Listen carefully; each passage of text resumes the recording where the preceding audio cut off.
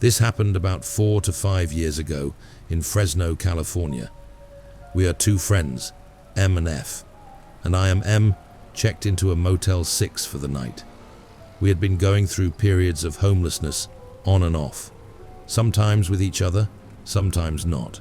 So when we were able to split the cost of the room, 3 ways, we were relieved to shower and rest in peace. Around 12 to 1, and my best friend, who wasn't with us, called me and asked if I wanted to go to the casino with him.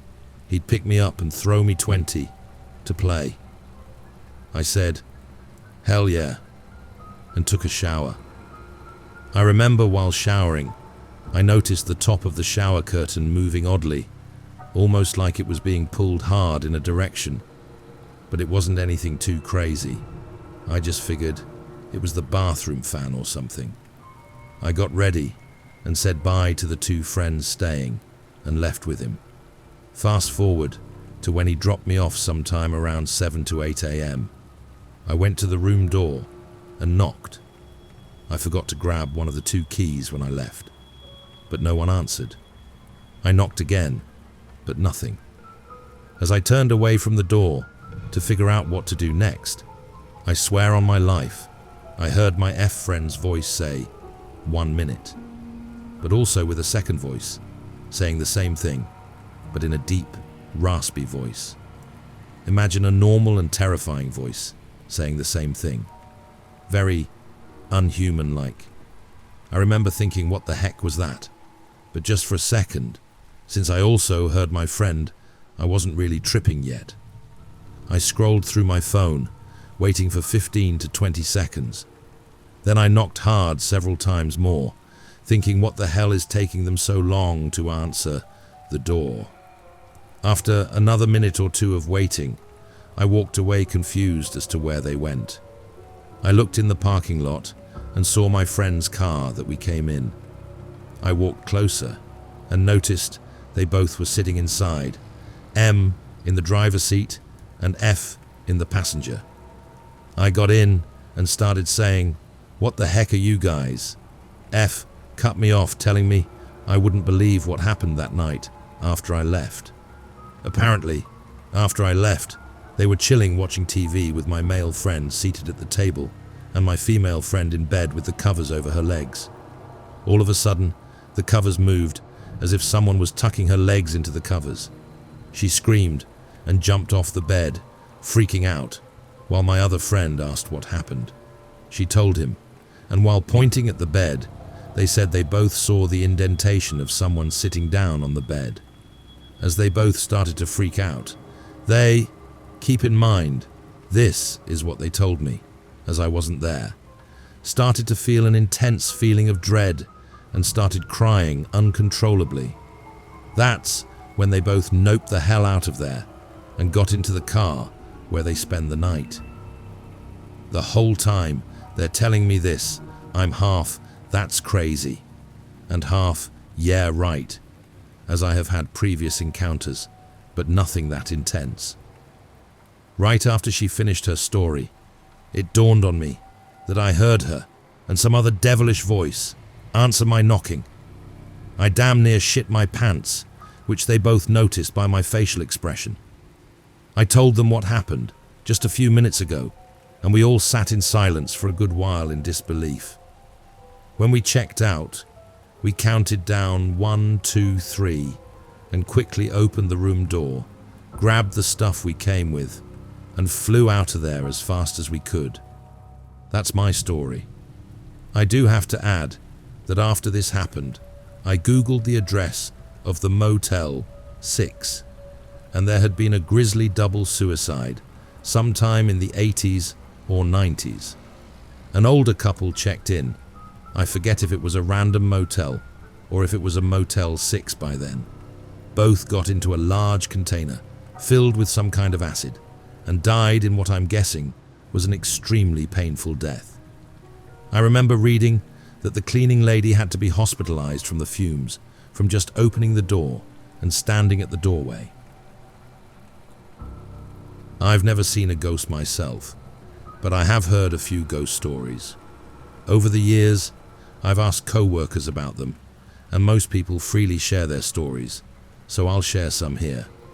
My dad told me that one night he woke up and walked out to get a glass of water in the middle of the night. After he got the water, he turned to go back to the bedroom and he saw his deceased father standing there. His deceased father told him, "I need help," without saying any more than that. My father told me that he thought he knew what he meant. A co-worker named Mary told me that one night she woke up and saw an old woman looking at her. And on another night, her sister woke up and saw the same old woman looking at Mary as she slept. Two different people see the same person on different nights. Something I had to go and search myself was when a co-worker reported she saw someone in a spa that was closed for the night. She was in there cleaning, and she saw a man dressed in a black suit and black hat standing behind her. She got out of there and called us security guys to go up there. So I go up there, not really knowing what's going on, just that someone called for us. She's in tears, and I talk to her, and she tells me the story. Other people are already in there searching the spa. So I went in and started checking the doors and checking the rooms. No one found anything. The cameras didn't see anyone go in or out. I'd checked the doors the hour before that. Part of our job is to make sure the doors are locked. Another co-worker checked inside the spa with her 2 hours before it happened. On a side note, I've been in that spa at night a few times, and I was up there alone waiting for some people to come do some work on the spa. I took a walk around the spa once, and I thought I heard some kind of noise from inside the spa. I knew one person from engineering was up there on the other side of the spa. I didn't pay any mind to it right away, and I didn't really know if I had heard something or not. After a few minutes, I got up to go walk through again, and I found a clock on the wall had fallen and was shattered on the ground about 15 feet from where it hung on the wall.